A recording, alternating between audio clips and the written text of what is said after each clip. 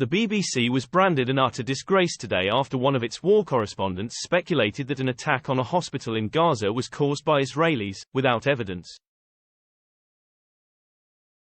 The explosion, which left hundreds dead or severely injured, was declared likely to have been caused by Israel, with the correspondent in Jerusalem being reported as saying it was hard to see what else it could have been other than an Israeli airstrike.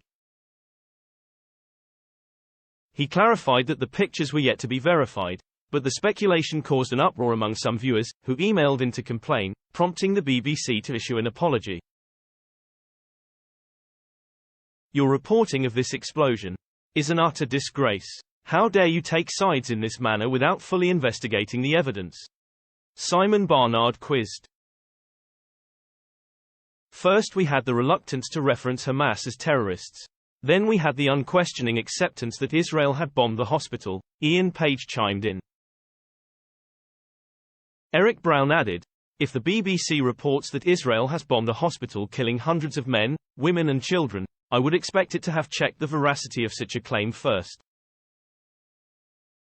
Oren Hellerman also emailed the BBC, exclaiming, your hasty dissemination of information sourced solely from the Gaza Health Ministry, which is known to be influenced by Hamas, without conducting thorough fact-checking is a grave misstep. Although the war correspondent was transparent about the fact he had no evidence Israel had caused the strike, he had also stated had never seen explosions on such a scale being caused by rockets fired within Gaza. Reacting to complaints that it had presented biased news coverage, the BBC accepted that it had been wrong.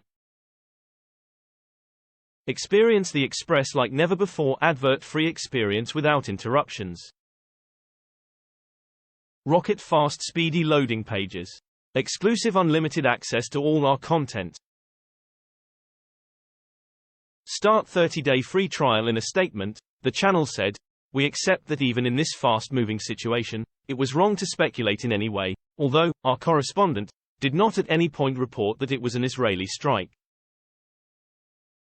It added, this doesn't represent the entirety of BBC output.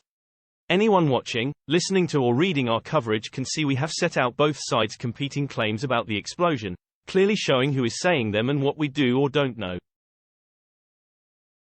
There was additional concern among some viewers, as reported on BBC Breakfast this morning, that coverage of the conflict in Gaza had eclipsed the Ukraine-Russia war. Some viewers wrote in to complain that they hadn't heard anything about the situation in Ukraine that day, and quizzed whether the war there was over. Meanwhile, the BBC also recently apologized for appearing to suggest that pro-Palestinian demonstrators protesting in London last weekend had been Hamas supporters. The channel was branded factually incorrect and extremely offensive and dangerous in emails from viewers. Apologizing, the Newswatch newsreader clarified on BBC Breakfast, we spoke about several demonstrations across Britain, during which people voiced their support for Hamas.